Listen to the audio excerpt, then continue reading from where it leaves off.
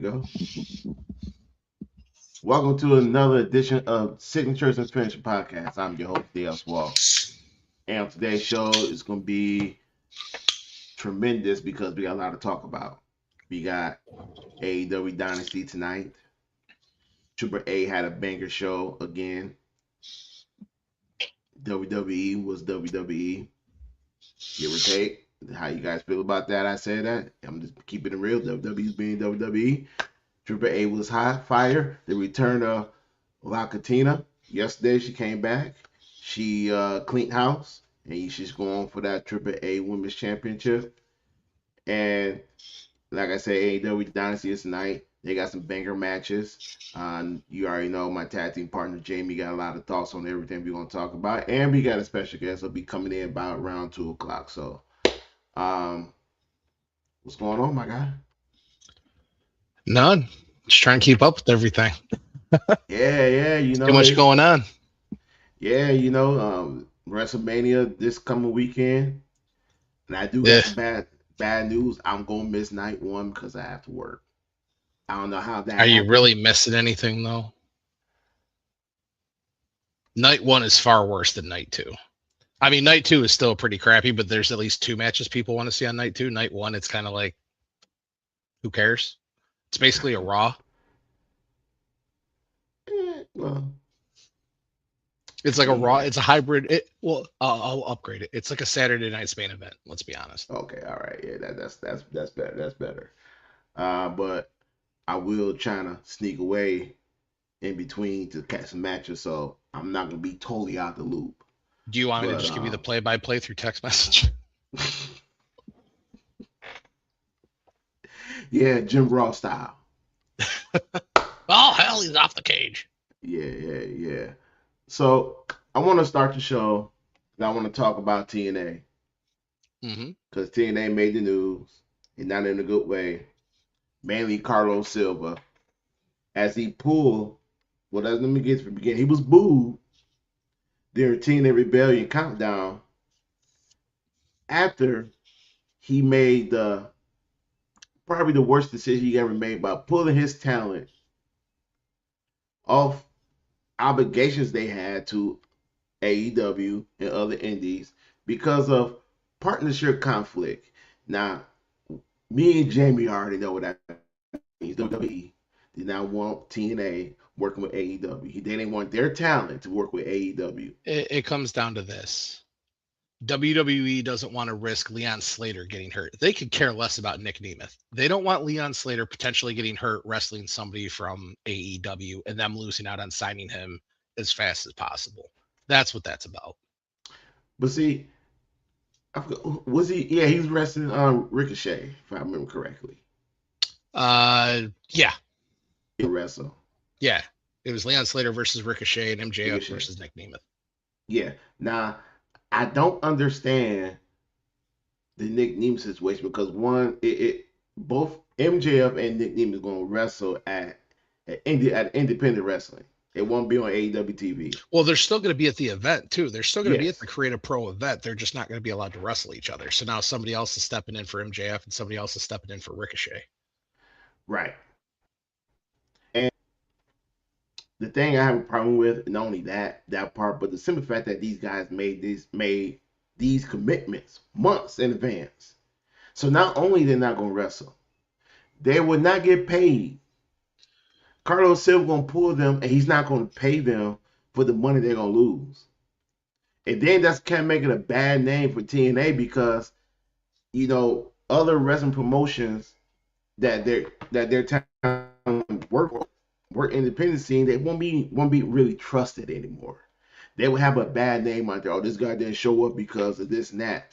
Carlos Silva put a bad taste in a lot of people's mouth, but he also made TNA look really bad. And for the simple Well, fact that oh who you god. work for? Do you work for the WWE or do you work for TNA? Well, and it's just a simple thing of the one thing I've always hated is classifying these guys as independent contractors. They're not independent contractors. You're just exploiting a loophole. These guys are fully contractually obligated employees that you're using a loophole of 1099 independent contractor. Because if they're an independent contractor, they should be able to willingly, as long as it doesn't cause a conflict with either company, go out and Mm-hmm. do whatever they want. Right. But you don't provide them insurance, you don't provide them anything. They're paid on a as per basis, or now some of them do get guaranteed money, but you don't let them operate as independent contractors. No. And again, this is either Carlos Silva learning from WWE, or realistically, Nick Nemeth was just a catastrophe of Leon Slater. WWE is not going to let anything happen to Leon Slater that's not directly involved to a TNA event.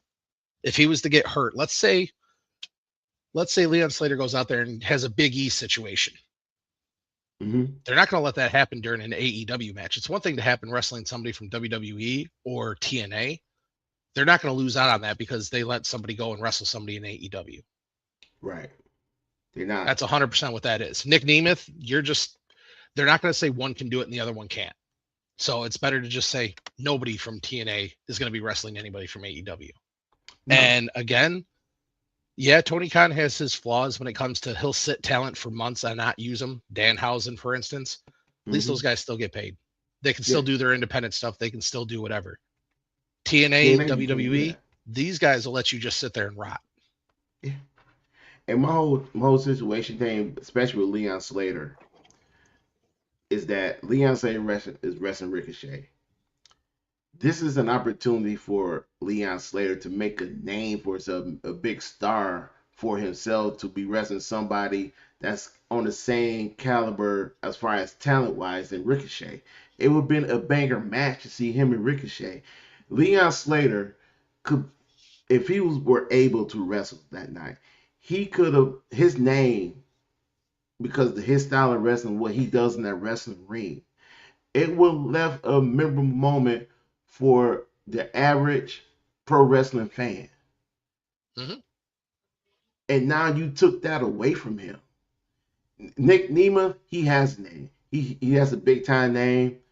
And we already know that Nick Nemeth can reach audience beyond what he is right now.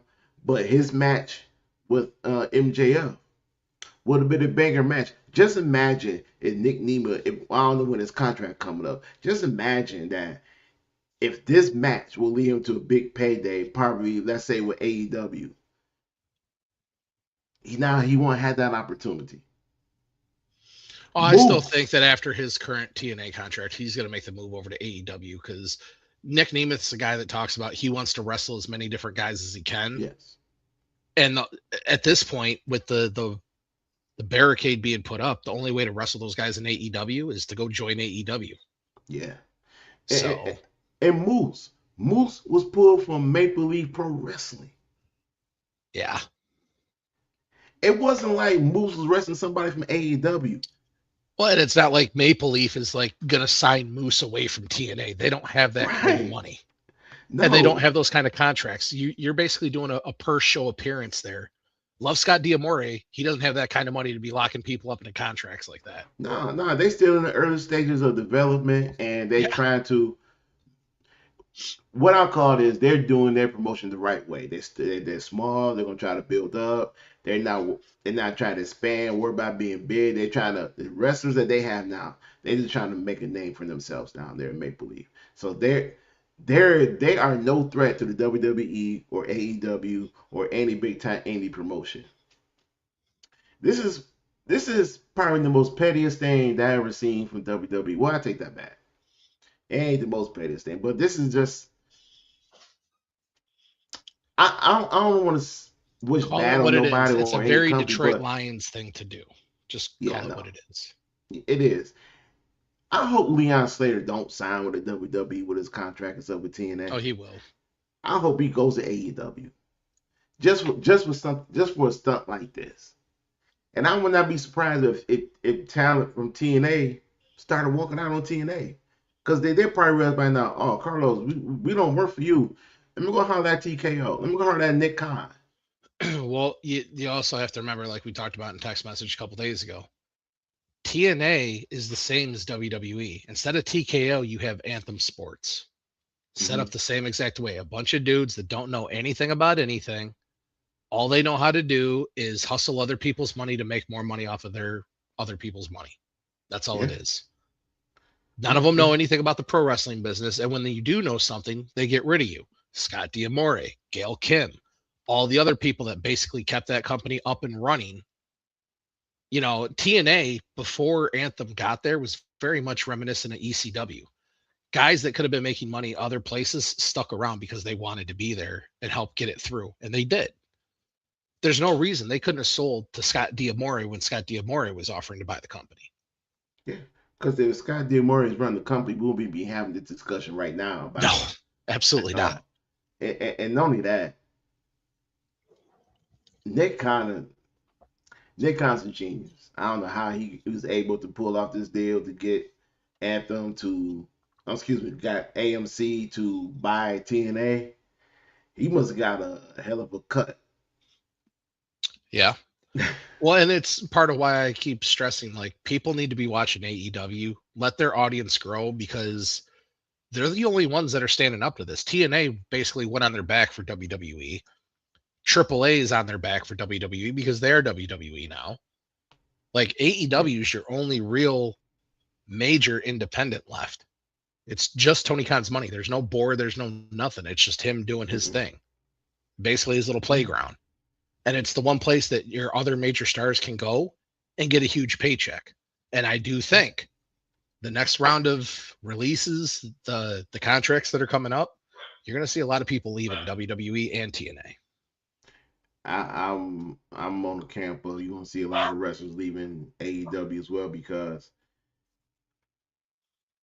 the independent scene now, where you can make so much money. I mean, Mm-hmm. Matt Cardona proved that. Killer Cross right now is doing that. Just imagine a lot of these talents from the WWE and AEW. I'm thinking of at some point Warlow might end up getting released. Britt Baker, she wants to leave. She want to go to WWE, but I'm quite sure WWE ain't gonna pay her the money that she expecting. Um, what I throw out there? Maybe I know we just talked about even Ricochet is not safe. So just imagine if all these top wrestlers in the WWE, AEW go to the independent scene and start making that money that Matt Cardona and Killer Cross making right now. Yeah, the problem with that though is the people that don't want to travel like that. Because there's a lot more than just Chelsea Green working for WWE that Matt Cardona went back to WWE. Yeah, And it ain't because he's loving his win loss record right now. no, Even though he wants to go on social media and act like, oh, hey, I know I lost again tonight, but it was just great being on TV. No.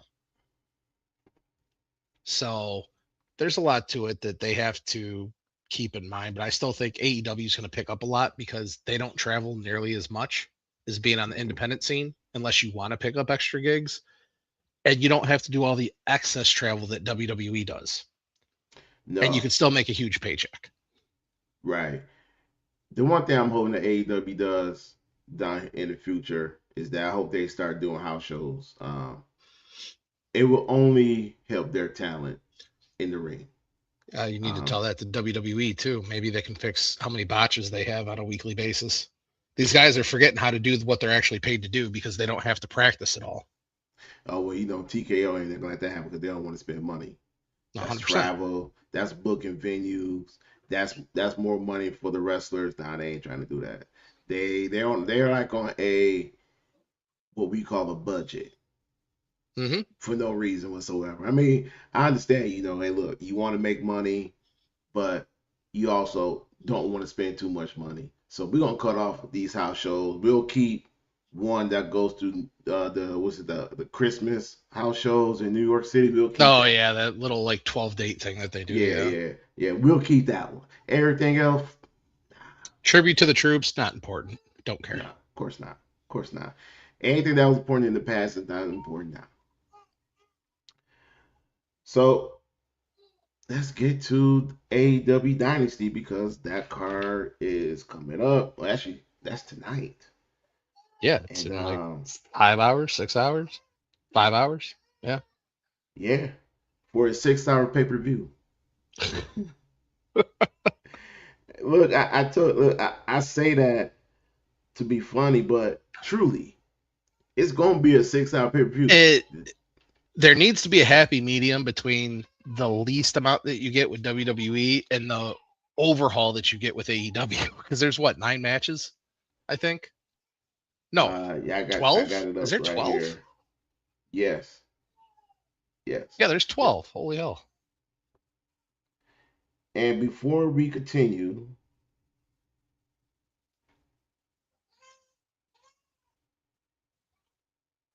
we have a guest. Well, look at that. Long time, It's, Jamie. it's the world's biggest Dallas Cowboys fan. We're the biggest Carolina Well, fan. real big is who? Carolina fan. Carolina fan. Who's a Carolina fan? There's no Carolina fans up in I was here. like, huh? I thought Jamie was a There's no Carolina Kevin fan. Green fans here. I apologize. I thought you was a Carolina fan. No, that's a No. Detroit Lion fan. Come on, man. Come on, man. Get your teams right, man. Get your teams right. You already know who's a Carolina fan. We can't say his name on the air though. Yeah. You already know this. So let's start this by saying congratulations, another new father in the house. Thank you. Both of Congrats. y'all babies were born around the same time, and both of you guys are fathers of girls. Mine seems to be having a fit right now that I can hear. Mine sleep right beside me. So, how's fatherhood been treating you? It's been great. You know, it's been here and there. You know, she's been a very quiet baby, to be honest with you. Only time she's Okay, upset when she's hungry. all right. Well, again, congratulations to you and the missus. Thank you. And you know, I say this, and I mean this from the heart, from both of you, from the for to the both of you. Make sure y'all raise good women, cause Working not on a it. lot of good women, a lot of good women don't get appreciated enough. You know, a lot of women today get put in categories and stereotypes, and that's not right. So make sure y'all raise good young women who will become a good woman so they can do something positive in this world. Do something that's going to affect change. Do something that's going to stand out and do something that's going to make you guys happy. So, but you got girl dads, you got role models now. So, um, I got all confidence in the world that y'all gonna raise y'all little girls to be the next president of the United States or the next head coach of women's football or be a athletic scholar at University of Arkansas, which I know that make you happy. And and my brother Jamie, I already know Double J gonna take over the world, so that's already given.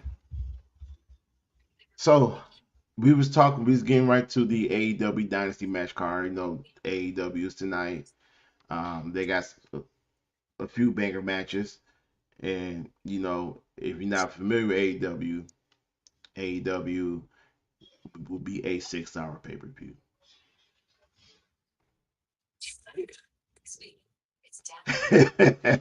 Is the Jericho Ricochet match not happening at the same location? um, I don't think that match is happening tonight. Actually, it is happening. It is, but it's the Yeah, only one labeled as happening in Vancouver. the pay per view is in Vancouver. Then why is none of the other like I'm looking at like on AEW's website, looking at like the card, and it's the only one that specifically says Vancouver, British Columbia for that match. And I'm like, is it in Well, a different location? you know, it's Chris Jericho. He's from Canada. He's from Yeah, Winnipeg, and that's the only it's one Winnipeg then. that's the only match that matters. Chris Jericho versus Ricochet at Dynasty. So, before we even go any further, what you guys thoughts of Chris Jericho returning back to AEW after all that WWE rumor, all that WWE noise? What you think? I feel like it was best for him because I've seen a few matches of Chris Jericho AEW, and I'm gonna be honest with you, I feel like he's booked better in AEW than how Triple H. I feel like how Triple H is gonna book him. I mean, what's he gonna do? Go back and wrestle 90 days to have a retirement match against Gunther at SummerSlam? Like, Yeah, I don't see that. I feel like Tony Khan will treat him better and use him better. Like he brought back one of his most iconic characters, the list. So Mhm. it all depends on how it is. If he loses, then I don't know how they're gonna recover from him. With his character work. Yeah, and plus we already know Jericho's not ready for retirement tour. And Yeah. which is kind of bad because if you're a WWE legend and you looking to go back to WWE to um, just have a nice run, but the only thing about it is, well, you know what, you a little older. Let's have you have a retirement run. Let's mess up your retirement run like we did John Cena. Like put him in dream matches, put him in dream matches everybody wanted to see too late, and then now you have Luther just finish him off. Yeah, yeah. And It's with Chris bad. Jericho, I don't think there ain't any more dream matches stuff because he been in all of them. He wrestled his dream matches. Now it's just about him. Is just having a good time and and putting guys over and maybe make a run for the AEW championship at some point down the road. What you think, Jamie? I mean, he'll definitely get another heavyweight title shot because he's just another big name to throw in there with Swerve and all those guys. So I would fully expect him in the title picture within 90 days. Ricochet is just kind of getting, tuning up the gears, getting him back on TV, getting him a regular spot in the rotation, prepping for the main event. That's all that is. Yeah. You know, with Ricochet, man, I was so happy for him when he got to AEW. I'm thinking like, all right, he's getting a new opportunity to go further in his career, like before. He's in WWE where he had a limited ceiling. He gets to AEW. I was happy for him, but then I kind of realized that AEW got about 20 ricochets over there, Hmm. led by Will Ospreay. So now it's kind of like he is in this situation where he was on TV, then he was off TV, then they gave him the national title. Now they took it off with him. They put him in a faction, and the faction always loses. So it's like that. Well, But it's the same problem of like take the Motor City Machine Guns. mm, By the time they got to WWE, nobody cares because everybody's done tag team wrestling the way that they've done tag team wrestling for the last 10 years. If they would have showed up 10, 15 years ago in WWE, they would have been the Usos because they could blow the doors off the Usos any day of the week as far as yeah, talent. But now everybody else wrestles like they do, so it's not special. Everybody does the right. high speed combination moves, things like that they started. And they were basically like a revolution of what the Rockers used to be. Mm-hmm. But now everybody does that. Same thing with Ricochet. You've got Will Ospreay, you've got Rush, you've got who else is over there? Speedball Bailey. Yeah, Um, you got a bunch of guys that wrestle that same kind of style, not even counting the luchadors. yeah, So yeah. And one thing I will say I do like, and I wish you could have done this in WWE was that he's a heel in AEW, and it took a while to everybody to warm up to him as a heel, but now he's killing it. If he were ever to have that opportunity to go heel in the WWE, that might would have changed his whole direction in the WWE. well, it's just people's idea of what a character should be. An example I read this morning, and I've read it before, but it was a little more in depth. Fit Finley, when he was in WCW, used to pitch having a leprechaun all the time. And they told him no all the time. He pitched it to Vince McMahon in WWE. That's how you got Hornswoggle. Hornswoggle was around for 10 years. Yeah, All it takes is and one part of person to it, say yes to an idea. you already know. Hey, Dame, I don't know if you remember back in the day. But there's one thing I can tell you about the WWE and Vince McMahon. He ain't turning down no midget. Sure not. Most definitely. What was the the little mini luchador? What was it? El Toro. In the 90s, there used to be a lot of them. They use them at Survivor Series. They do like little mini Royal Rumbles and stuff with them. There's a lot of them. You said El Toro. Yeah, he used the he ran with luchador T. I think it was I want to say Sin Cara, but it wasn't. I don't think it was Sin Cara.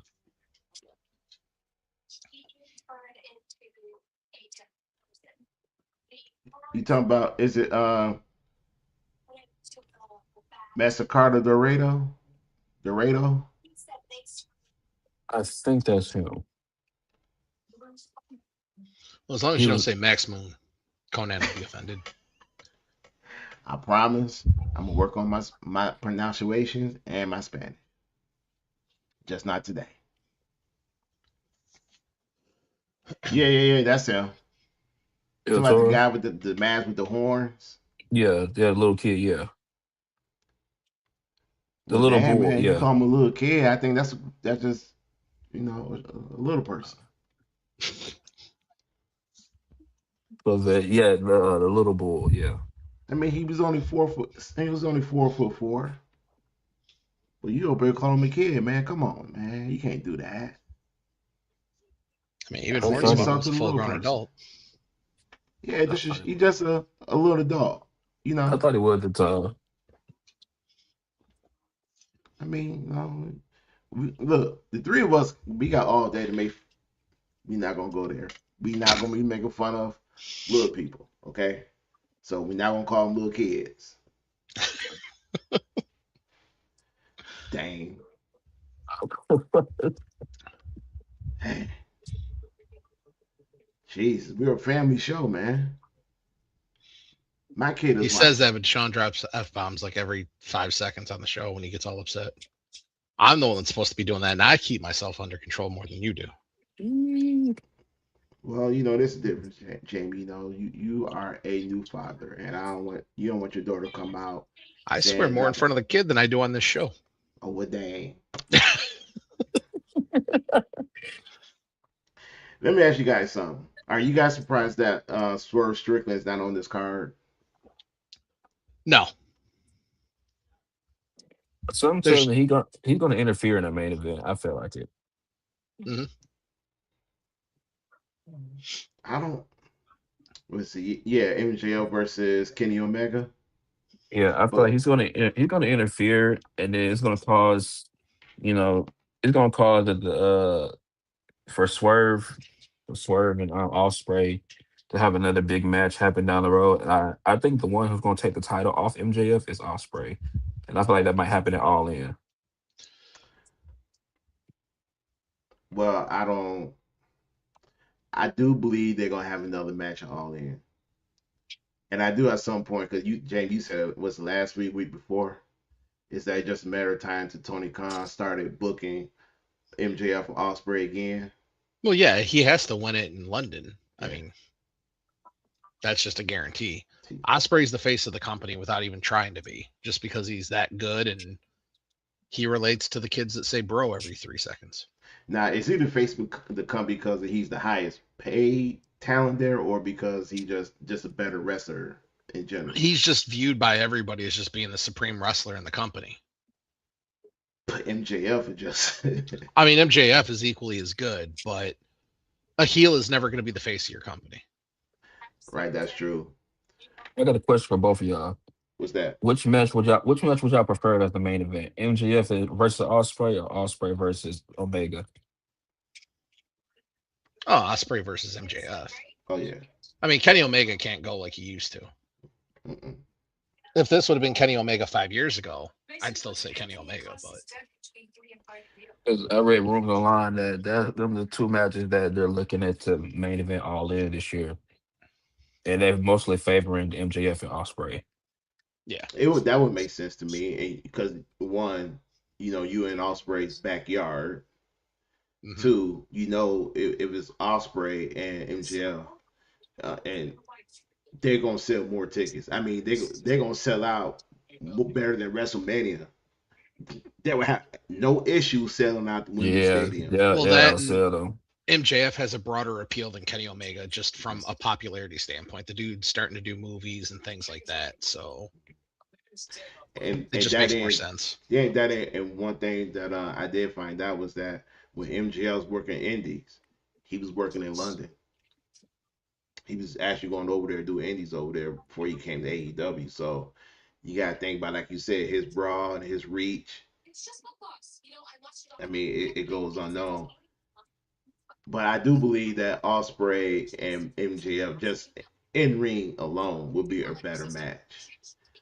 King, like you said, Kenny Omega can't really go like he used to. I mean, the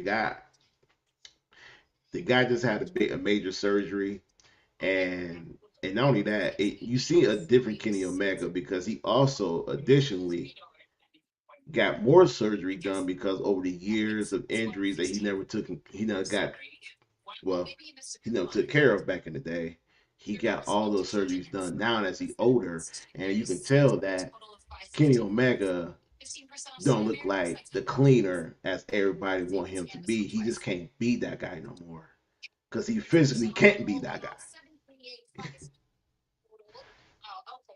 Yep. And the, but this is a match I am looking forward to, and it is Will Ospreay match tonight. His best work would be making John Moxley look good today. I mean, Osprey's going to win the title Yeah, from Moxley, but he can right, still make him look good. but he's gonna make Moxley look good today. Yeah. And that's not a knock on Moxley. I know Moxley has his own style, his own way, but Will Ospreay is going to elevate John Moxley to a different standard.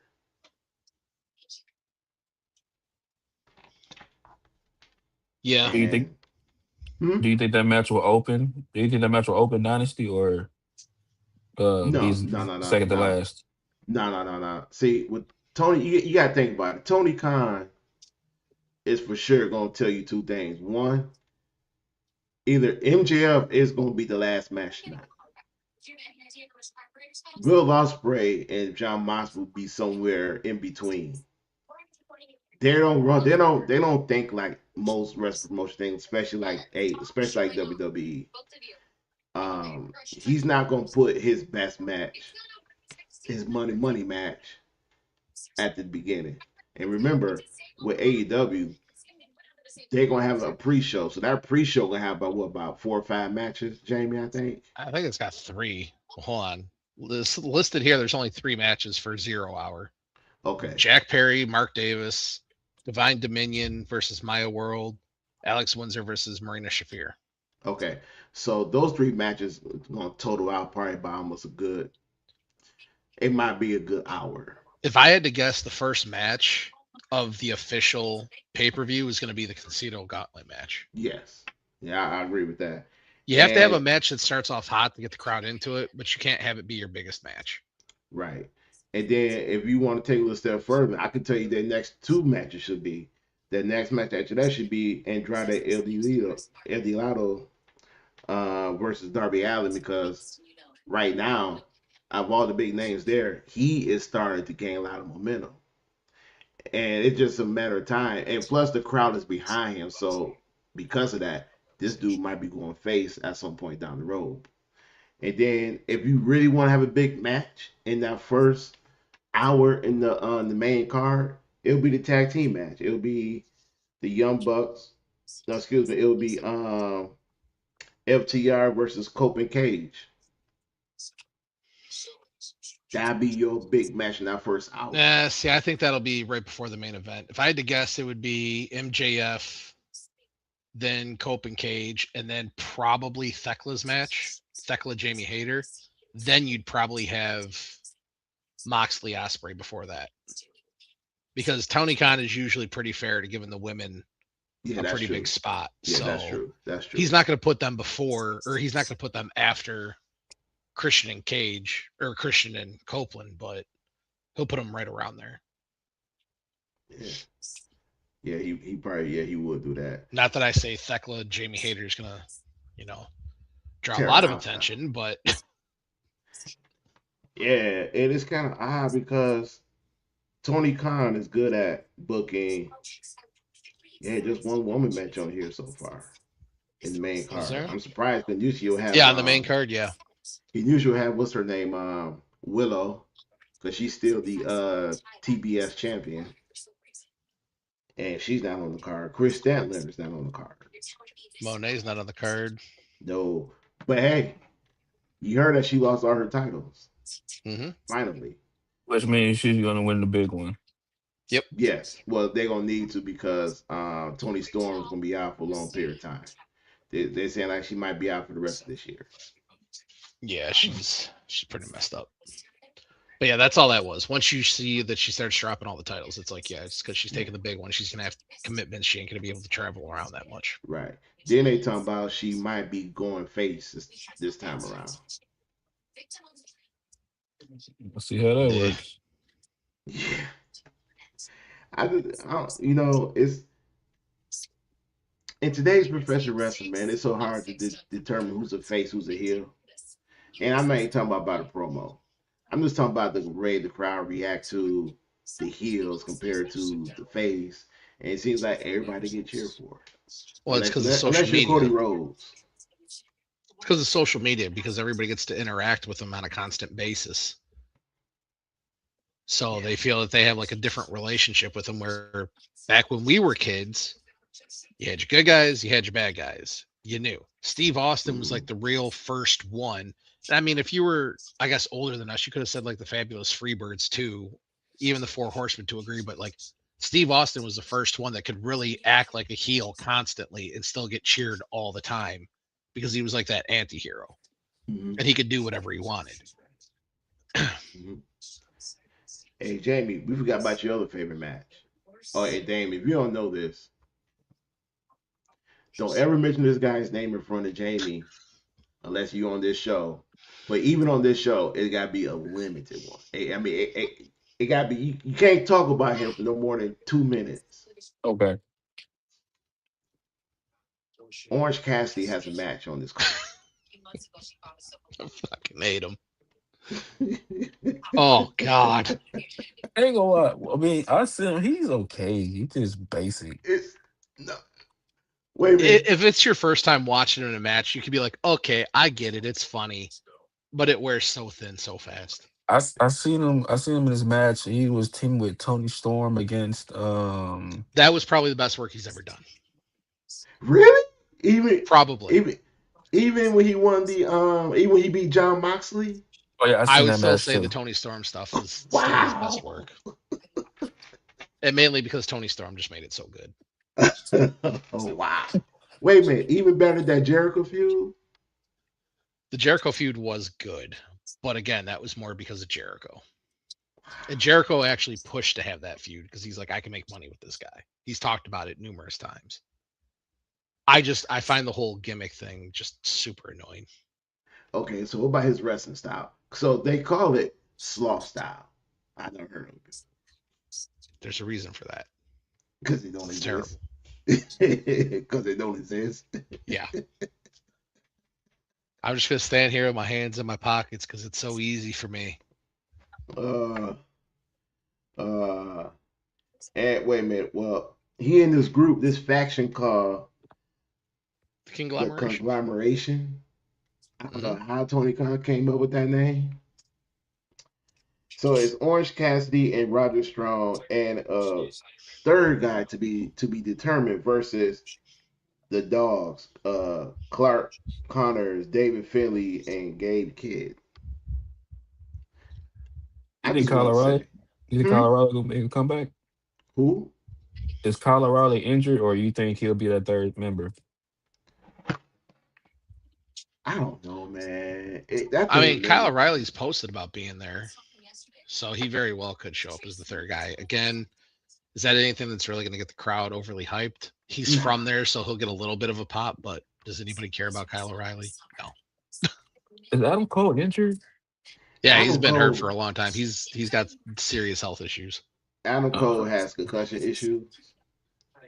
Dang. So it's safe to say, as of right now, he's not coming back. He falls into Keith Lee category. Yeah, Keith Lee injured? I thought Tony Khan was using him. no, He's more health issues. yeah, he got some health issues. He's wanting to come back, but even he gets 100% healthy, Tony Khan's not going to use him. And No, then I kind of think even before Keith Lee had health issues, I kind of think Keith Lee dropped the ball when he could have been doing more work with Swerve, making money with Swerve, and being a team with Swerve instead of him doing his own thing. I blame Vince. I Well, blame you can't Vince. blame Vince for Keith Lee in AEW. I know, but the fact is that you put him in big time spots with Roman and Brock, two of the biggest names in the company, and then you don't know what to do with them after. Like,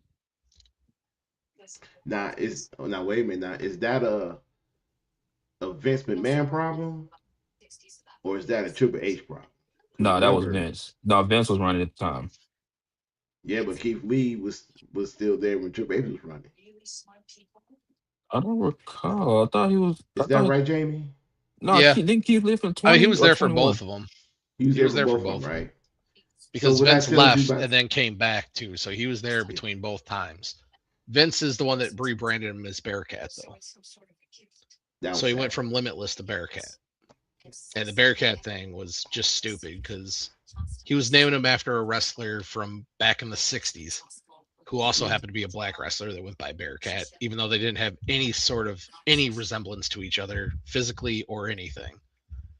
And just gave No, him a terrible gimmick to wrestle under. The yeah. Limitless thing worked for him, but But think about it though, Dane. Keith Lee wrestled in NXT Black and Gold under Triple H. Triple H used him pretty well.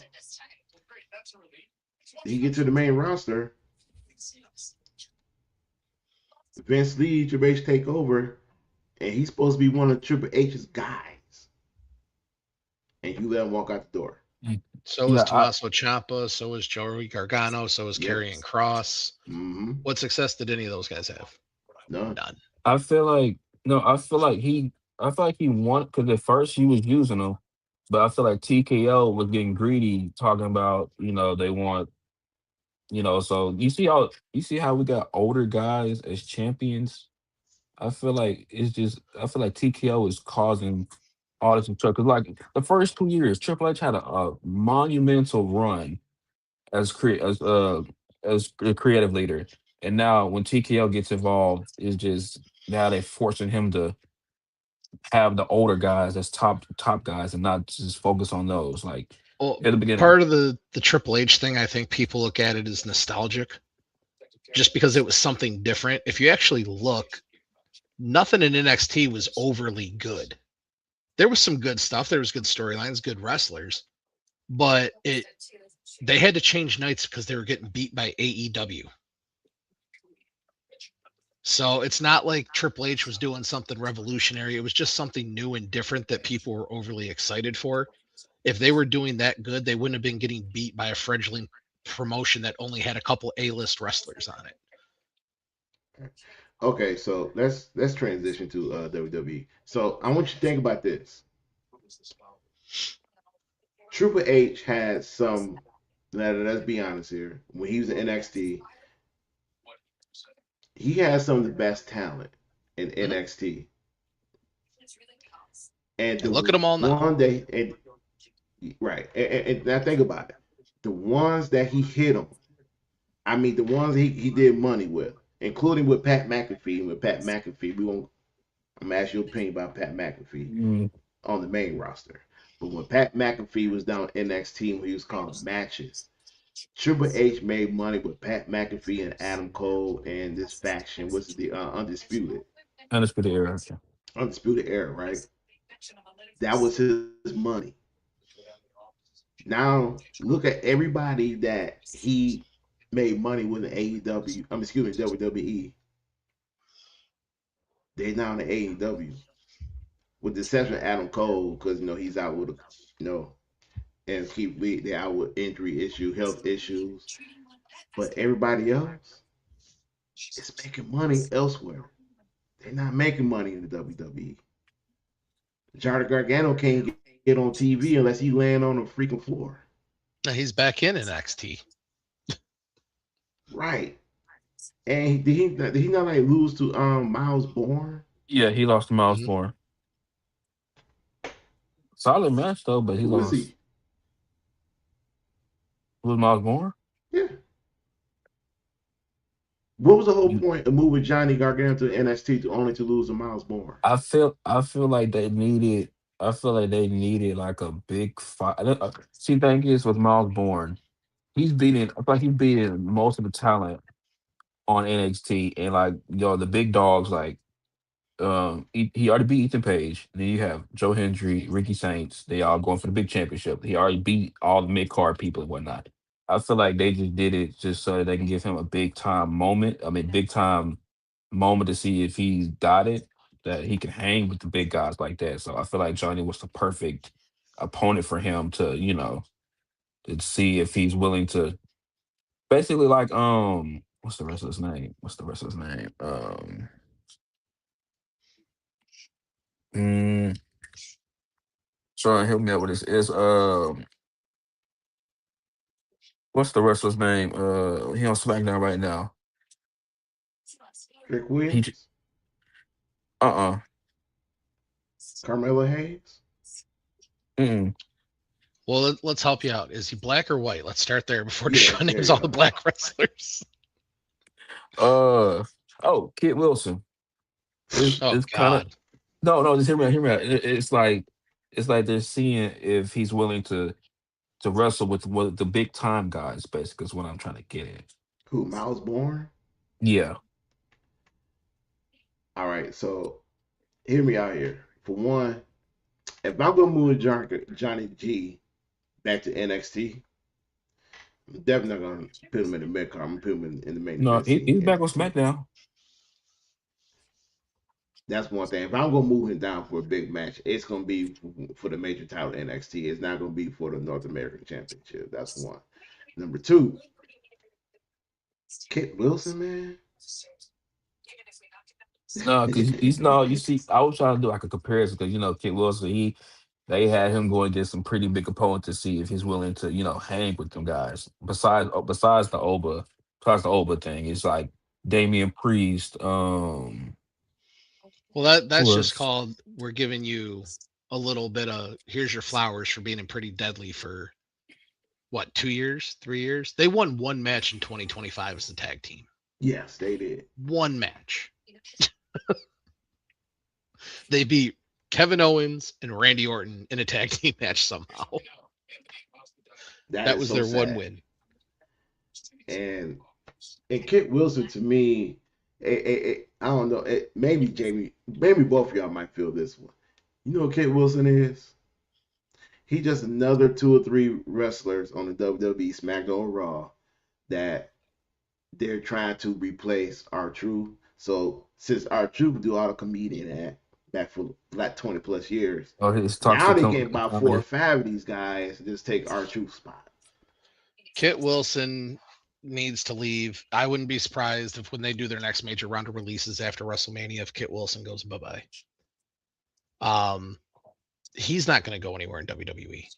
He needs to leave, go anywhere else, try and build up his name there, and then potentially come back.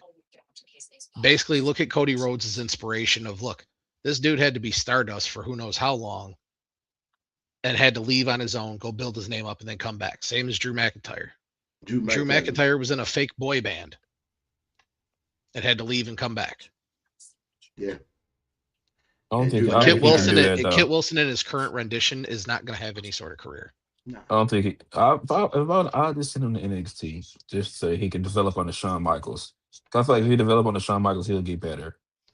Nah, see, that's the thing. Like he would still be under the WWE umbrella, and as long as Yeah. he's still under the WWE umbrella, he is not gonna get better. He won't advance the way he think he is. I mean, if he stays in the WWE, he will only be known as Kit Wilson. Nobody's Well, not gonna that take it and serious. as Michael Hayes has shown everybody, they prejudge you. Yeah, And once they prejudge you, that's there's no it. recovering from that. It doesn't matter how good you are. You have to leave and build up your name to where they basically need to get you back for ratings, as they did with Cody. And Drew. Yeah, and Drew too. Yeah. But Kit Wilson, I think the toxic thing could work if he was a bigger name. Like right now, they're just going to use him for gimmick matches, get beat up by Jelly Roll, which again, I'm so sick of seeing Jelly Roll. Like, make him leave. Oh, Just go. you didn't hear Well, about the get ready rumored for match? backlash. Yeah, get ready for Oh, I'm the one that backlash. said that. That's so predictable. Yeah, I And know. who needs to Look, see Randy Orton and Pat McAfee versus Jelly Roll and Cody Rhodes? Well, TKO. They see, gotta put my them in thing there. is, now I think about it, since that's supposed to happen, I think they might be saving Jacob and Randy for either Clash in Italy or Night of Champions. Are we talking about Randy as champion? Yes, because Randy's gonna win, but thing is, I feel like they're gonna officially announce that Randy attacked Jay and Jacob. Mm. So yeah, I feel like they're gonna do that then. Yeah. So give us your thoughts on the Cody Rhodes and Randy Orton feud. Me and Jamie, we everybody know how we think about it. And you got your head down, so we already know that answer. Excuse my language for about to say, but it's stupid as shit. 20 long years of 20 long years of history, and you insert Pat McAfee to be a wannabe Rock just to get views. I hate TKO because the last couple of years they've been trying to mess up WrestleMania for no reason at all. I don't know why, but adding Pat McAfee was. Don't get me wrong. The promo he said was spot on, but you didn't need to add him. You didn't need to add him at all whatsoever. That's I want to say Well, the more, but problem with Pat McAfee is Pat McAfee saying what people think, but they're supposed to be the heels. So you're not doing anything to really build that up. Basically, everything Pat McAfee is saying is what Cody should be saying. And they're it's trying to like flip it on uh, its head. And it comes off bad. The whole thing wasn't thought out. They're just throwing it together at the last minute because, again, everything has been a last minute alteration because there's no Braun Breaker, there's no Bronson Reed. All these guys that they were banking on aren't available. They had to throw everything out with Seth Rollins. Like their whole thing was shot. So then they scrambled, and this is your end result. As you have a guy playing a heel character saying everything that everybody thinks. The tickets cost too much. Cody Rhodes, people are tired of him. He sucks. He is truly just a mid card talent at best that has been overinflated to a main event champion for a couple years that people are sick of because he doesn't evolve. The evolution of Cody Rhodes was bleaching his hair to look like his dad. That was it.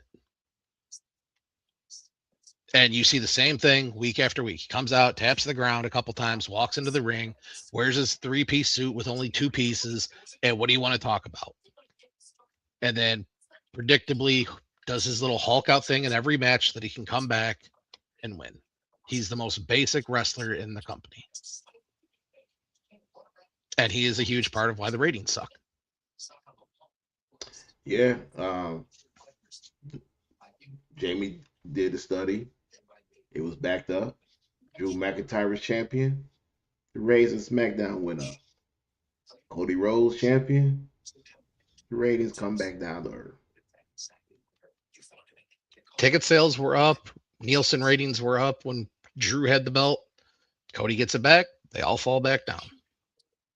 4% doesn't sound like a lot. 4% is still tens of thousands of views.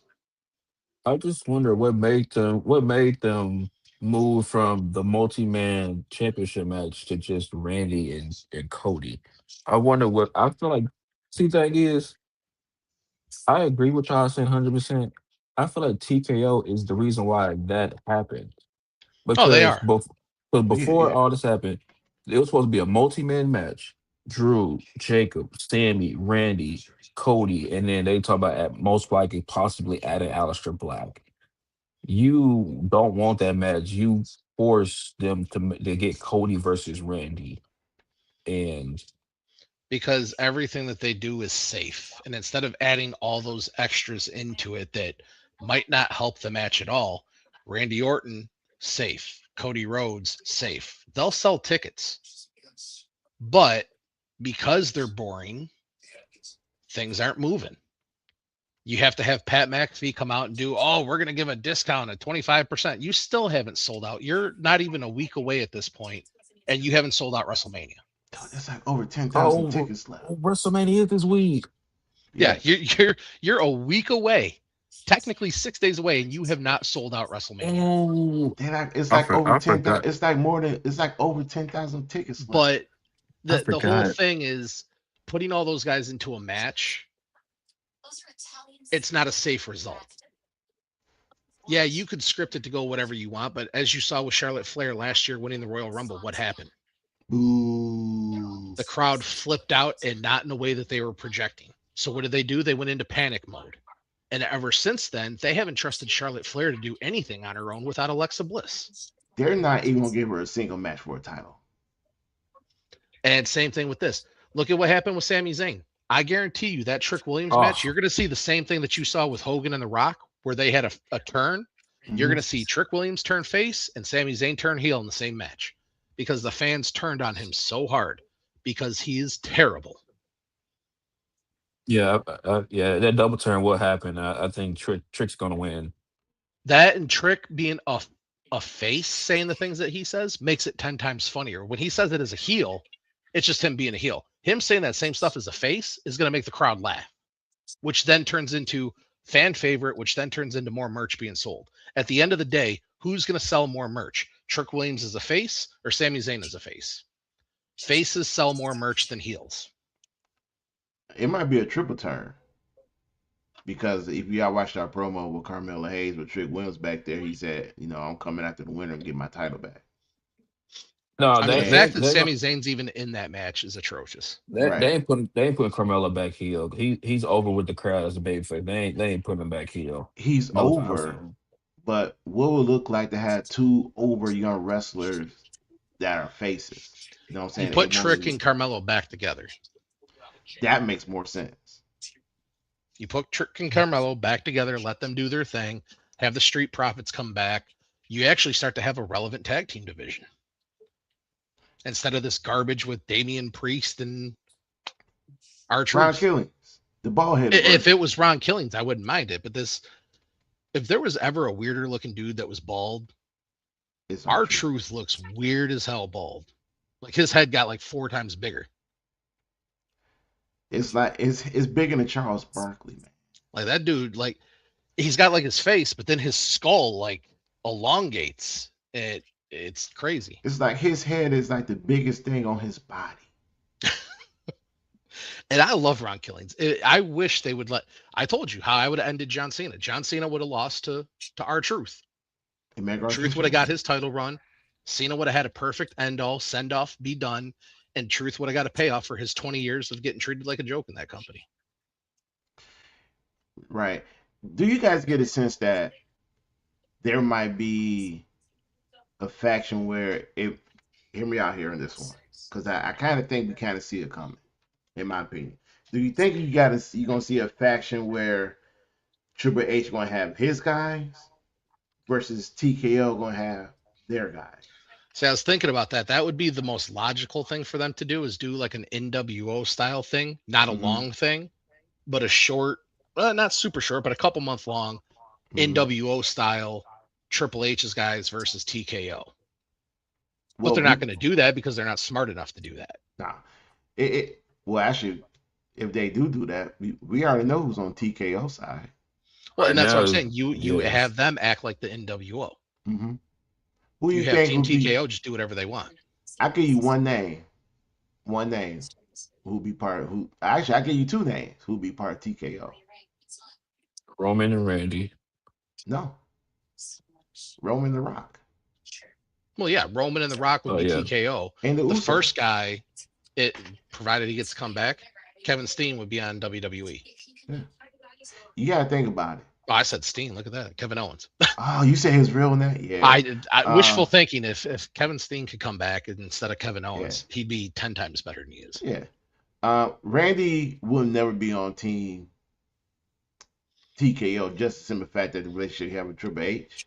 And there's nothing new by Randy Orton. Randy Orton, and it's in a lot of ways like Cody Rhodes and CM Punk, old school wrestlers. TKO only knows two names: The Rock and Roman Reigns. And you might as well throw the Usos on there because they'll be on there. That would be one heck of a storyline right there. And like you said, it don't have to be a long term. It could be a short term booking, but make that short term booking into a long term situation. Like we look, the numbers gonna come out eventually. The Rock got paid is gonna get paid a lot of money to wrestle at WrestleMania next year. So what's the best case scenario to get him back? TKO versus WWE. You got Roman, you got The Rock. The Rock, like we I said, The Rock don't even gotta be in the ring. He don't gotta wrestle. He can just show up. He can cut some promos. He can be part of the bloodline. He can do all those things. And then when it's time for him to give his his absolute best 5 to 10 minute match, you just save for WrestleMania.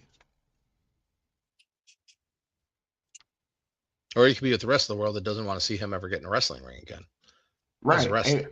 right. And remember that promo he cut last year. Y'all remember? I don't have to be in the ring to win. Something along those lines, but he doesn't have to be in the ring to wrestle to get what he wants. He can use Roman the Usos to get his bidding. I feel Yeah, but like he at least has to be involved in the storyline. And right now, Yeah, he's right. That's what nowhere I'm to be saying. found. Yeah. He'd be part of the storyline, but he don't have to be in the ring getting physical. He can be outside the ring calling the shots. Nobody in their right mind should want to see him in a wrestling ring wrestling Yeah, at this point. the man's like 55, 56 years old. He cannot give you 15 minutes. That's why that match at mm, WrestleMania 41 was no, excuse me, 40 when him and Roman's a tag team. That was perfect. They ain't had to do be in the ring for too much long. He can do his three good moves, and then he can take his weight belt off and he just whip people with it. expect He to see next year's Mania. yeah, The well Saudis will screw that one up too. yeah, but I was thinking about that because the way because of the promo that Pat McAfee is cutting and the way that CM Punk Name and Cody dropping. Rhodes they promo they cut on TKO. Just have, like you said, an NWO type style takeover. The company versus the wrestlers. Triple H versus Ari Emanuel. If you do it right, you'll get your fan base back. They're gonna be tuned into it. But there also is a downside to this whole thing, and that is because Roman Reigns only gonna work 26 dates out of the year. That would Well, be an issue. the other problem is that story that you propose, you're putting Randy and Pat McAfee on Team WWE when they're supposed to be the heels right now. Well, I ain't put Pat on Team WWE. Well, I Pat said is going to be the mouthpiece. I mean, they're letting this dude say whatever he wants. He's going in there dropping F bombs. And that's like, I don't know if you saw the Damian Priest stuff, but I guess he was mm-hmm. talking about the entire locker room was livid. That it's supposed to be a PG-13 show. These guys are restricted on anything and everything that they can say. Only certain guys get the privilege of going out there like a CM Punk or a Cody to say what they want to say. And even still, they get bullet pointed on things that they have to touch on, where other guys have to read off a script. And Pat McAfee goes out there and gets to drop F bombs and everything else when these guys can't do it. Well, And yeah, it's like, this guy isn't even a wrestler. You brought him in last minute because you're trying to sell tickets. Oh yeah, I'll be right yeah. back. And it's part of the problem I've talked to you about before. When you bring in these celebrities and things like that, like, is Jelly Roll selling any tickets for WrestleMania? No, Is Lil Yachty selling any tickets for WrestleMania? nah. Now I will say I don't have a problem with Lil Yachty getting involved like he did this past Friday. I would have an issue if Lil Yachty had a match. Right. I don't have a problem. Let celebrities do what the celebrities do. Mike Tyson throwing the punch after the match at Shawn Michaels and doing that whole thing. Hell, even the Lawrence Taylor Bam Bam Bigelow match, I didn't have a problem with. I actually thought it was kind of fun because I love Bam Bam Bigelow and I love Lawrence Taylor. But like, I show speed. No. Jelly No, Roll. no, I'm so sick of Jelly Roll. Like, and I'm one of his biggest fans. I was a fan of Jelly Roll way before he ever did fake Christian rapping, whatever he wants to do now. yeah, But he doesn't need to be on SmackDown every week. He's not selling tickets for them. no. And look, Jelly Roll had a good match last year at SummerSlam against Logan Paul. Yeah. He had a good match for Had a what he solid can 5 do. minutes. He His did what he needed to do. limitation. He had a good match. I had a feeling even then that he'll come back. He'll have another match. Well, he said that he wants to be a pro wrestler. Well, then you need to be a pro wrestler. You need to do the Logan Paul and make this basically everything that you do. And that's my issue with it is if you want to be Bad Bunny and they pay you a stupid amount of money to come in, you better work your ass off and make it amazing. Bad Bunny did that. Jelly Roll was adequate. He was fine. Didn't have a problem with it. But now coming back and having one-on-one matches with Kit Wilson, that's not selling tickets for you.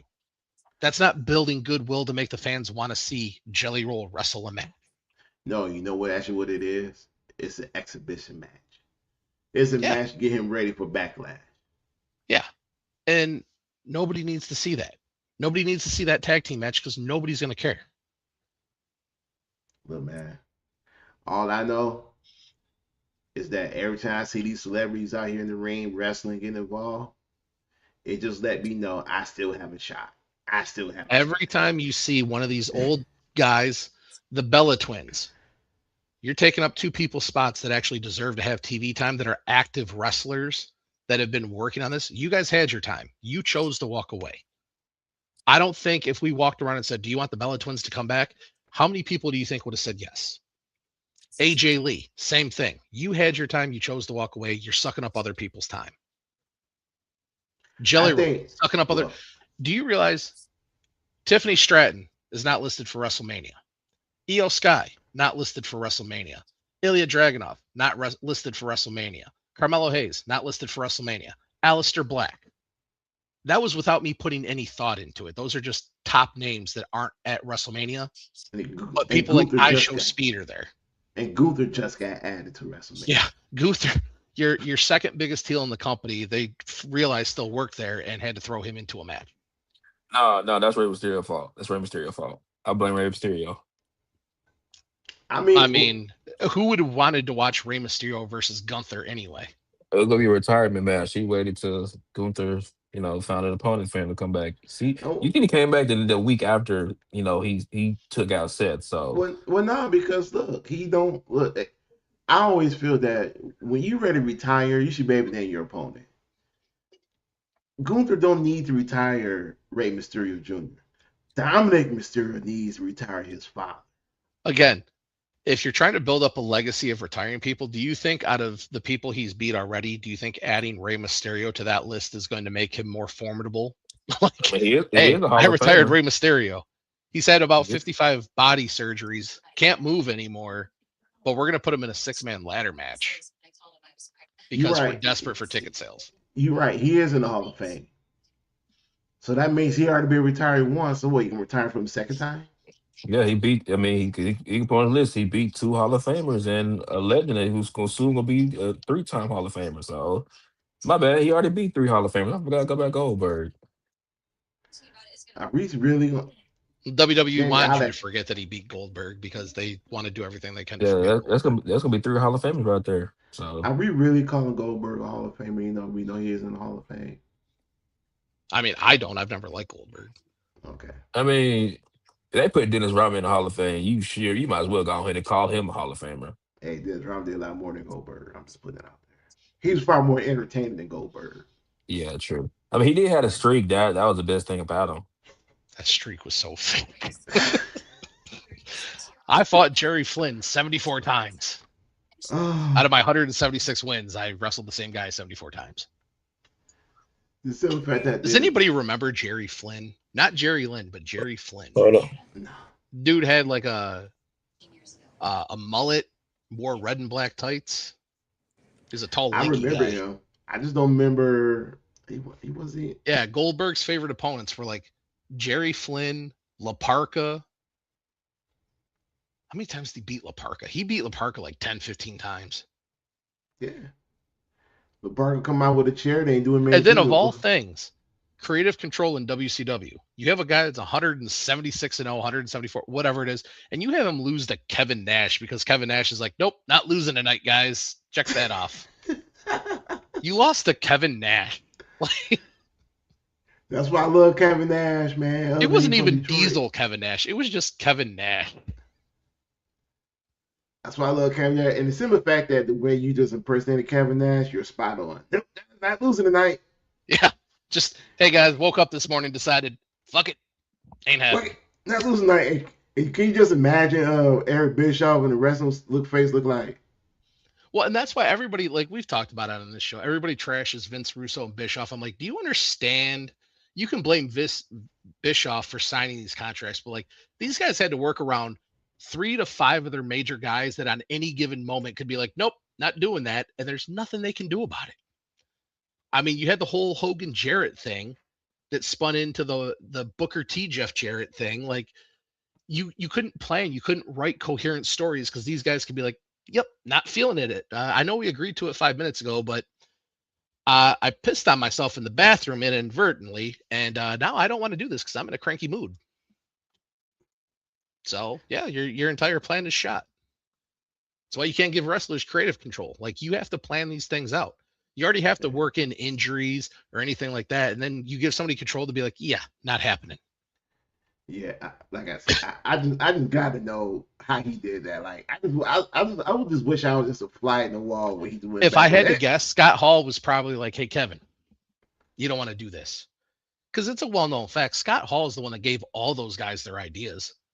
He was the mastermind of all of that. He was the one that sparked all of the NWO stuff. Was all Kevin or all Scott Hall. He's a genius. He's the one that changed Sting into being the Crow Sting that got all that. Like that was all Scott Hall. Rest in peace, Scott Hall, but the man was a genius. He was the best part of the NWO or anything. Like he was the best. Just imagine if he didn't have the alcohol issue, the drinking problem, that the way this guy's mind worked. Just imagine in today's wrestling, if he was part of AEW or WWE, better content. Yeah. But yeah, that I mean, hey, Kyle, you don't want to do this. 100%. I could see that too in my head. Like Scott probably went to him in the locker room, was like, not today. Not today, devil. Not today. Wait a minute. We got to act this out. Hey, Kev. You want to do this, man. You don't want to lose to Goldberg. That'd be bad for your career. You lose to Goldberg, you lose all credibility in the main event scene. If you lose to Goldberg, Hollywood gonna kick you out the NWO. The fact that he was a main eventer in WCW, Kevin Nash anyway, so bad. Kevin Nash walked back there, get to the gorilla before he goes on. Yep, guys. Yep. I'm not losing tonight. What? Yeah. Yeah. The sad part is there's so many examples that have been well documented of things like that happening in WCW. Again, the Hogan Jeff Jarrett thing. Everything was agreed upon until Sunday when Hogan strolled in there. Was like, yeah, not doing that anymore. You're like, what? But wait a minute, this is the best one. You know something, brother? Why you just go ahead and lay down for me tonight? I don't feel like wrestling today. You don't need to be champion. Just give me the title back, brother. Just go ahead and I'm gonna do one of these little finger push. And again, just an example of how you let things get so out of hand with a bunch of the same guys that all have creative control. And I could just imagine Bischoff like, who idea was that? Oh, brother, we got that from Scott. Scott came. I don't think some of that stuff was Scott Hall because he actually was known for doing like what's best for business. But Hogan, as we all know, was what was doing best for Hulk Hogan, which is No, no, why no, so no, many no, no. people got See, you're snuffed out. right. You're right. It was Hogan's idea, but he just blamed it on Scott. Oh yeah. Well, you know what? Better question. Let's ask Jim Cornette. Hey, Jim, Oh, who idea was it for Hogan to get pushed by Pinky Finger and Kevin Nash just laid out? Who idea was that? What the fuck you talking about? You know who idea it was. Oh, okay, sorry. I love Jim Cornette. Me too. He's the best thing that ever happened to wrestling. Um, Dame had technical difficulties with his iPods, but he'll be back on here soon. Right. I got a something I seen on SmackDown. I was gonna ask Dame this too, but when you come back on, I'll ask him.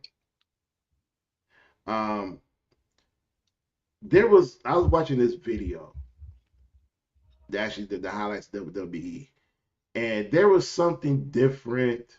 I mean, the highlights of Randy Orton, Pat McAfee was all still the same from the backstage into the ring, but there was one thing that was also constant with Randy Orton, Pat McAfee, and that was Aleister Black. Everywhere you see Randy Orton, Pat McAfee, you see Aleister Black in the distance.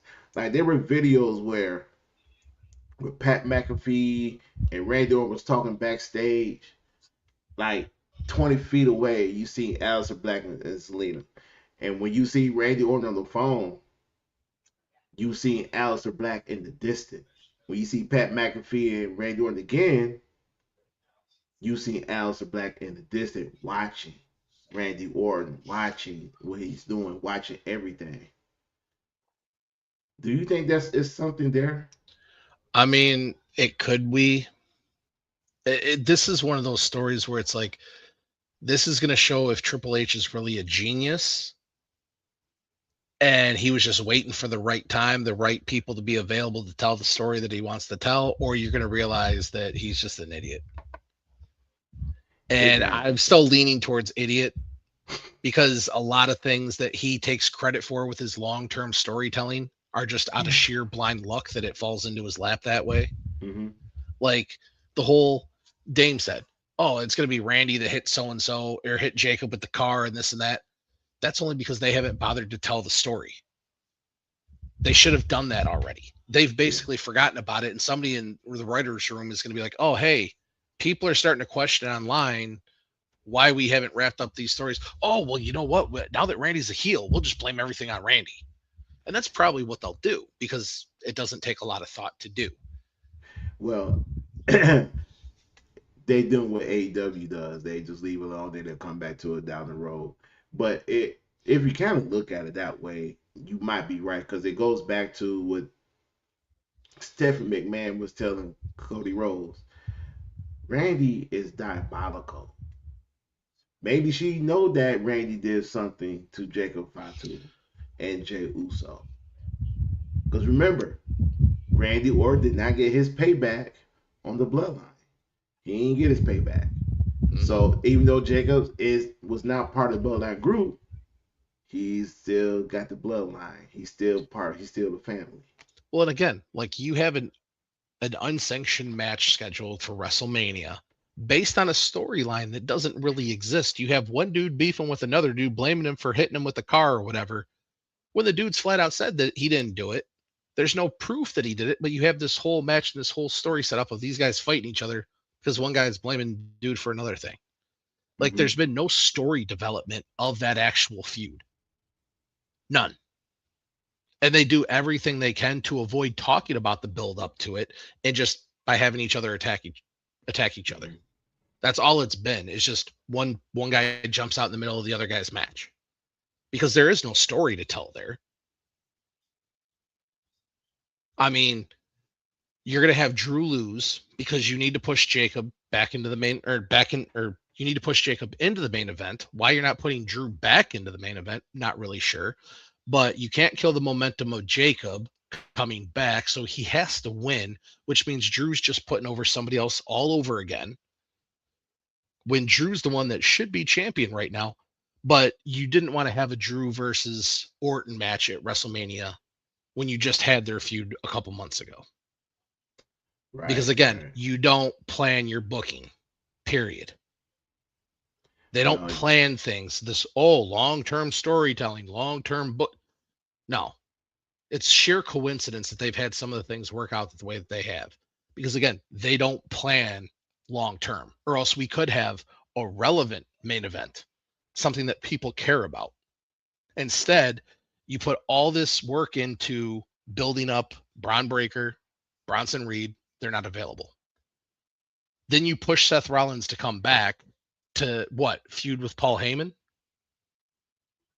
And then they'll say, oh, well, this is what we planned for all along. You didn't plan for Braun Breaker to get hurt. You didn't plan for Bronson Reed to get hurt. But now you have the opportunity to spin Gunther into demanding a favor out of Heyman to get a retirement match out of Brock that they'll come back to next year or at SummerSlam, whenever Brock decides that he's done.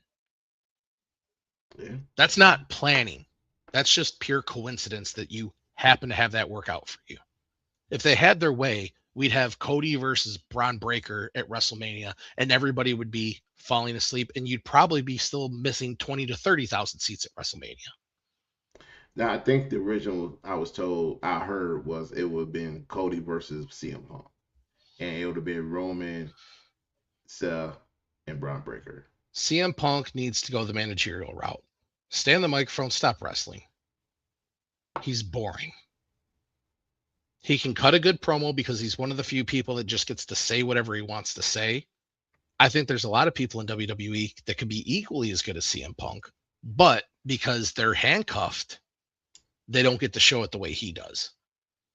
And again, CM Punk gets to take a lot of shots at people. People don't get to take shots at him. Because if I'm Roman, you want to say that I had to eat dog food and that I'm a Nepo baby and that I sucked at football? All I have to do is you got your ass knocked out twice because you thought you were an actual fighter. Yeah, I think Roman was. No, I don't think. I know Roman is one of one of the few superstars who are not handcuffed to say whatever you want to say. He doesn't have the balls to do it though. I mean, No, that's where the whole he you're doesn't. old thing. They already said the plan was he was supposed to talk about burying him next to his dog Larry, and he didn't want to do that. So that's why he called him old. Like you have this whole face-to-face build-up promo, and you say somebody's old. That's the best you got. I can't. Well, that probably has something to do with the fact that his father died and his uncle died. I don't think you want to harp on that with CM Punk losing his dog. I mean, both guys. I mean, he suffered a lot of loss, and I can understand where he coming from on that one. I also remember when The Rock came back and he was out here just dropping his version, when he was back, when he was wrestling his days, and he was still talking the same, dropping F bombs, B bombs, P bombs, and all that. And yeah, a lot of them was complaining about, hey, I thought we were PG. Why he gets to talk the way he wants to? Cause that's your boss. Yeah. And it kind of makes sense with The Rock, but when you're letting Pat McAfee do it, and again, they're telling such a bad story because you're having Pat McAfee say the things that the people are thinking, but they're supposed to be the heels. And TKO's calling out Pat McAfee to come save the show, this and that. Nobody would call Pat McAfee to save wrestling. Nobody would. And then he's the one giving discount codes to get people to buy tickets. Like, please, God, buy tickets for WrestleMania. But like, it does. The story that you're telling right there doesn't even make sense. Right. And again, who was the first phone call? And who was the second phone call? Because Pat McAfee was not the first choice. No. We know who the first choice was. But who was the second? I'm quite sure Pat McAfee had been called calls 3, 4, and 5. He was not the Well, first and two this is calls. where they need to have the opportunity. Again, they could make this something great. Mm-hmm. Chances are they won't because they're not capable storytellers.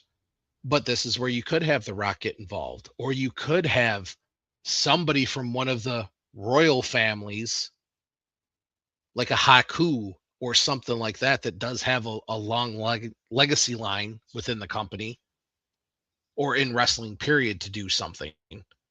But if they're really going to stand on, oh, it was Pat McAfee, then Triple H does need to be fired. Whether it was an Ari Emanuel call or not, it's been pretty clear. They said, yeah, Ari Emanuel wanted Pat McAfee involved, but Triple H had the creative control of how to make it work. That's been pretty well reported in the last week and a half. Yeah, but what can you do? I mean, his hands are tied. I mean, when the boss comes down and say, I want this guy involved, make it happen, what do you want him to do? I I mean, mean, there's he, still he other really ways to can't get him do anything. involved, Hmm? but I said there's still other ways to get him involved. But at the same time, like, they have to have a much higher powered person in that group. It can't be Pat McAfee. But I get that. But I'm saying, though, is this was probably Ari Emanuel as far as look, I want him to be majorly involved like this. So if you're Triple H, and I agree with what they said, if it was Vince McMahon like, nah, that ain't happening.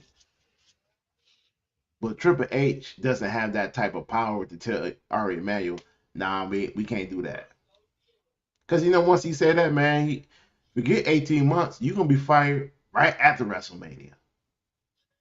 Right. So I mean, to me, his hands are tied. I mean, he had no choice. I Well, mean, no, and that's what I'm saying. he did have a choice. The promo that you had him cut, whether you gave him bullet points, a script, whatever, you cut it as them being the faces. Hmm. And they're very clearly intended to be the heels. So you don't even have people playing the proper. You have Cody sticking up for TKO, basically from the promo that he cut, and that he's worth it and blah blah blah. Like, no, Cody, you suck. Ratings have been down because of you. Ticket sales are down because of you, because you're generic. You don't evolve. What evolution has Cody Rhodes had since he came back to WWE? None. I'm still waiting on it. Absolutely none. And this is the guy that they bank all of their money on.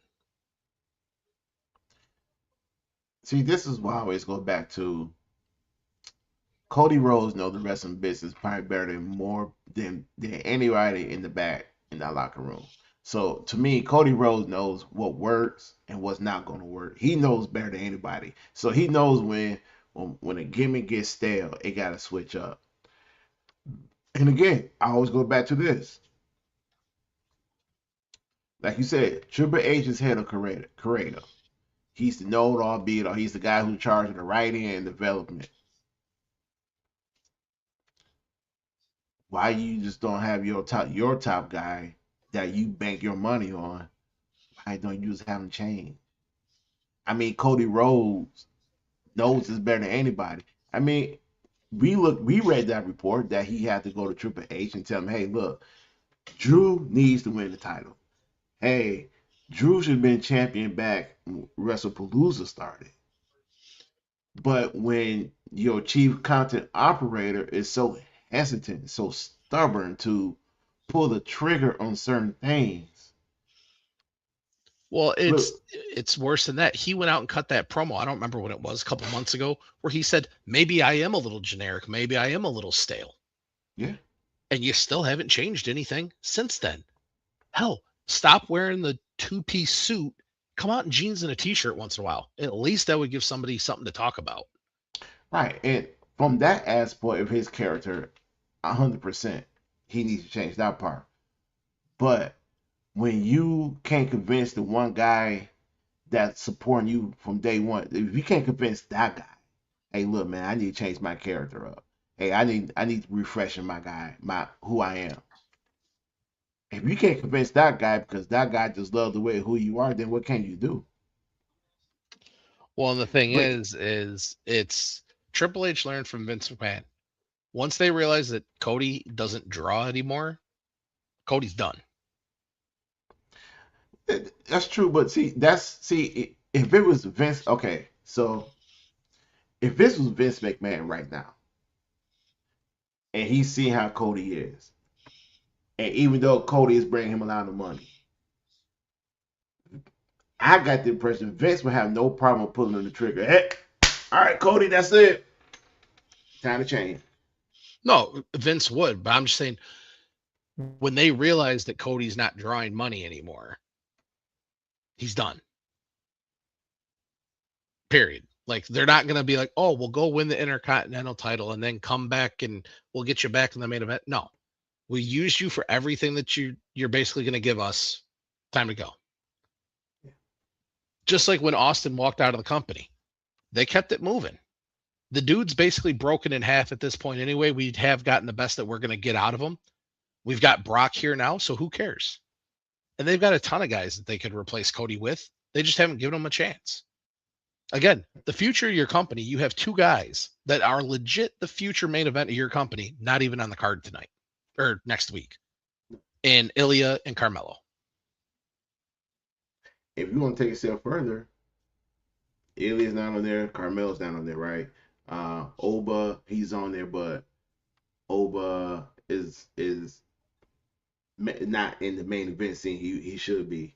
Roxanne Perez, the Julia, the two women that you've been building up ever since they came to the main roster. In fact, ever since the last few months of their run NXT, they're not in the main event. They Julia has the U.S. title, and you ain't done nothing with the U.S. title for some reason. I don't know why. Roxanne Perez, she was out with an injury, and quiet as kept, it looks like she was about to do a face turn on Liv Morgan, which I hope she continues that face turn and turn on Liv either during the Dom and Finn Balor match, or she'll cost Liv Morgan the match against Stephanie, which I don't see. But my point is that you have young main event talent that you said that they're gonna be main eventers, and because TKO don't know who they are, and because you want to play it safe, they're suffering. Stephanie Vacher is definitely going to lose because she hasn't had the impact that they wanted her to have. Sure And she has. again, Sure she has. Sure she has. You no, know how she many hasn't. times think about it? You think She's selling merch and stuff, yeah. But as far as things in the ring, nothing's happening for her. I disagree And with why that, do you think Jamie. if they did, why did they pair her with Liv Morgan immediately? Yeah, that part I do agree with. You. I had a little joke there. You don't think Triple H don't like seeing Stephanie doing the devil kiss with the title on? Come I mean, trust me, I do. But on. they brought Liv Morgan in to put the belt on Liv because Liv keeps things moving in that division. She has shown she is, as much as I hate to say it over my EO, Liv Morgan is the most important in all of women's wrestling for WWE. But see, there also was a last minute change because I'm sorry, Raquel Rodriguez was supposed to beat Stephanie for the title, and then they changed their mind with Liv. Well, again, was Raquel doing anything to set the world on fire? But They were pushing her, yeah. yes, they were happy with her work, and they want to reward her by putting a title on her. The problem is, think if you had a match, Dean Malenko versus Chris Benoit. Where's the build up to that match going to come from? You're relying on your commentators to carry you through building something up that ain't there because they have the personality of a wet paper bag. That's what you have with Stephanie Vacher and Raquel Rodriguez. Stephanie's great to look at. She's fun. She embraces the whole succubus thing. She can't cut a promo yet. So basically, you're saying Corey Graves would have done double duty. Corey Graves is the best announcer in all of professional wrestling. So he'll be. And I need Michael Cole to hurry up and retire because I can't stand his voice. I never could. And replace him with Corey Graves. So again, Corey Graves was done triple duty. Yeah. Okay. I mean, yeah. I mean, look. I like Stephanie, Raquel. I like Stephanie. But again, it's a chemistry thing. If Stephanie's English got better and she could cut fluent promos, this and that, that'd be one thing. Raquel Rodriguez, same thing. She has no mic skills. When you have two people that don't have mic skills, wrestling each other, why do you think they pivoted to Liv? Because Liv can go out there and talk for hours if need be, and she can go in the ring. That's why I'm saying Liv is the most important woman in all of WWE because she can do everything at a super high level.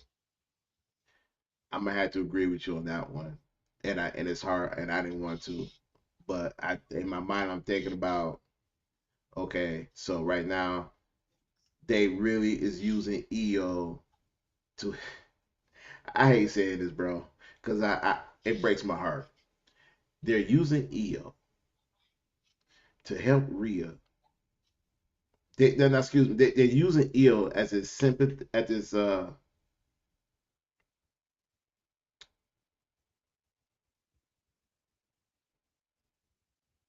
don't know, man. I'm just, I don't know. This I'm is like, not. where are you going with this? Nah, I can't think of the word. And they just using EO as a sympathetic figure to get Rhea over. I mean, not over, but just make Oh, this match 100%. look good. Yeah, That's what they it's using her for. yeah. Instead of building her match with Asuka, EO got beat up by Jade Cargo, hmm and that's how they using EO for I to love get Rhea angry and get her over Jade. Really? I love reading the little things because with WrestleMania, I've been paying attention to reading a little bit more, and people are, oh, Jade looks so dominant now. She looks so good. I'm like, you She guys looks the really don't same. understand the philosophy and the ring psychology of like pro wrestling. Like they had to shield her because she is so bad. You had to take two of your better women's workers and put her in a group to take the beatings to push the story along because between Rhea and Jade, they weren't telling a story. They were just going out there and making fun of each other. You had to actually build a story with BFAB and Meechin, and even that wasn't working because it was 3-on-1, which didn't make any sense at all. So then you had to go out and add EO, who everybody universally loves. EO should be wrestling Jade instead of Rhea. Because while the other Um, two held Rhea down, EO is the one that had to get beat up by Jade. I always said if Bianca Belair was healthy, Triple H won his money match this WrestleMania, Bianca Belair versus Rhea Ripley. And y'all can sit here and say, hey, you can say anything you want. That was that man's money match. Because he knew that would have drawn a lot of eyes. And Rhea as his top merch seller on the women's side, and Bianca his top women's superstar next to EO, that would have drawn a lot of views, a lot of eyes, and that was the match that he was pushing. Me now we already know who won, probably won that match, but the simple fact that Bianca wasn't healthy, and you can also take in consideration that it was a built-in storyline right there because Rhea is the one who put Bianca out. She's the reason why Bianca's out right now. Well, I have to wonder why you had Rhea versus Bianca last year, And you leading added all the way EO. up to that, and then EO gets added in almost last minute. EO wins the match, as she should have, because she was the best wrestler in the match. Bianca would have been second. Bianca gets hurt, waits almost a full year to decide to have surgery. If there's And not more to it than that. and there's rumor that her and that she'll be at WrestleMania. Rumors, allegedly, Right. that she'll be But there. again, you had your money match last year and you still didn't feel confident in it that you had to add EO. What would she get added 2 weeks before, 3 weeks before? She got added like like a month, but still, it was kind of cut close because they already had the deal, Yeah. everything all signed. Because It I was was kind mad. of I'm like, like, how is EO not involved in anything? And then all of a sudden it, she gets added in and I'm like, oh, she's gonna be the one to take the pin and boom, she wins. And I'm like, oh, thank God. well, But you got to think about it. Like to make this work, they had to take a title off of Rhea and put it on yeah, EO. Because I kind of believe, because in my mind, Rhea and Bianca didn't need to be for a title. no. But to add EO and add some more drama to it, she had to beat Rhea to get added to the match. And you can tell at the way Rhea and Bianca was acting towards EO, like she was a third wheel, she didn't belong Yeah. there. it at first they kind of made it awkward, but the right decision was made. Like, yo, Io goes over because she wanted, she got her WrestleMania moment.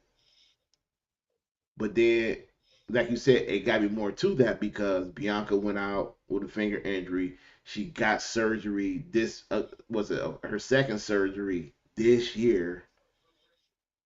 And on top of that, you had to build that storyline between her and Rhea where you could actually capitalize on that. You could have had that storyline going right now.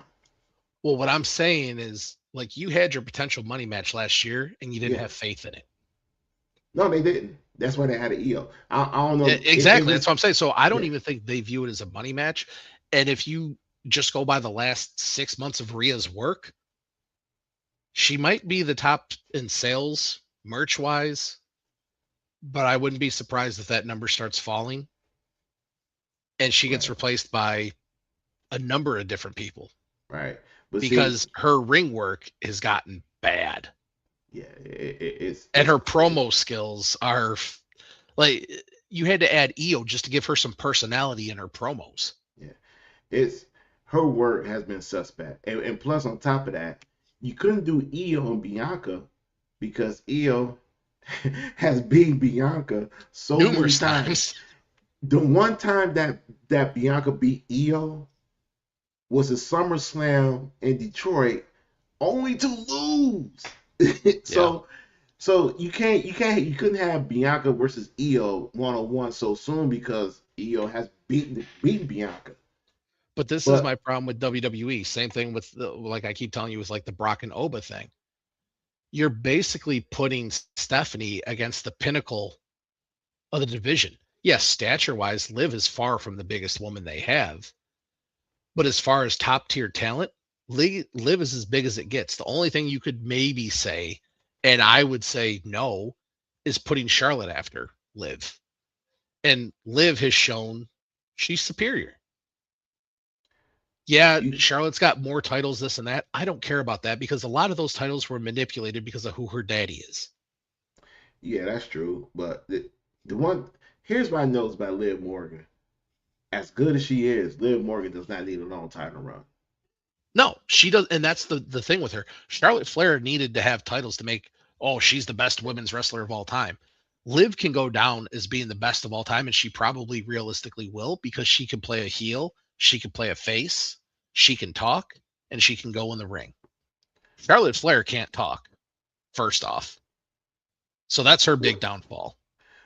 Charlotte needed the long title run to justify that she's better than Becky and Bailey and Sasha at But that she's time. not. That's the I, thing. They I forced it numbers wise to make her. Bailey's the best out of that group, true, hands down. yeah, she is. But I'm saying though, they gave her the long run to justify that Yeah. Oh she's, yeah. yeah, you 100%. know what I'm saying, yeah.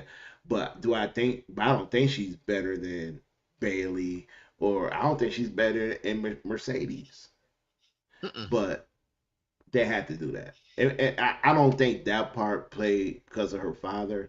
I think the championships that she won is because of Rick, because they want her to break that record. Yeah. But I mean, even Flair called it out, with his beef with WWE. I let you guys say I'm a 16-time champion. I'm a 21-time champion. But I let you guys, I played by your rules. I said 16 times after that whole beef that he put out there on his social, I think it was Twitter or whatever, because WWE's not letting him do something or something like that. He's like, you guys are trying to bury my legacy. I'm a 21-time champion. I play by your rules. I let you say 16. Like Charlotte has no chance to actually pass her dad in titles because she's on the downside of her career. You barely let her wrestle any singles matches because the fans don't want to see her. Why they haven't flipped her back to just being a heel already, where she can naturally keep going and progress, doesn't make any sense to me at this point because you haven't done anything with that tag team. Alexa Bliss and Charlotte Flair have accomplished nothing. If the whole goal was to make Charlotte Flair likable, you've accomplished that. But what happens when you split those two up? She's not going to be likable anymore. nah, she won't. Well, we're gonna end it right there because we got because the rest of Mania is this weekend. We're gonna do a show Tuesday, and we're gonna do a special show on Friday because WrestleMania is this entire weekend. And make sure you guys like, subscribe, and share the show. Pay attention to the Alice of Black situation. Hopefully that leads to something. AEW Dynasty is tonight. Make sure you guys watch it. It's gonna be a banger show as always. Hopefully something big come out of that. I'm looking forward to see Swerve and even Hangman some way somehow figure way and get involved in one of these matches. So make sure you look out for that. And thank you, Damien, for coming on. Yeah, family was over and his iPod wouldn't connect, so he said thank you for letting him come on. Um, We'll pick them up on the next one, maybe. yeah, we'll pick him up. Other than that, anything else you gotta say? No, I have to, I guess, prepare for my 7.5 hours of AEW to somewhat watch. There's no way I'm Yeah. sitting here watching that whole thing. Like, I'll put it on and like just pass by it once in a while. But Oh wow. Oh wow. I mean, All right, once guys. once that the real matches get going, then yeah. But like, that's way too long of a PLE to watch. Like that, like I said earlier, you got to find a happy balance between WWE and their 4 matches for a PLE and AEW going with like 12 matches. Like 8 is great. 7, 8 matches, you're good. Yeah, definitely. All right, everybody. Thank you for tuning in. It's DS Walk. That's Jamie. Catch us Tuesday. Real Later. Peace.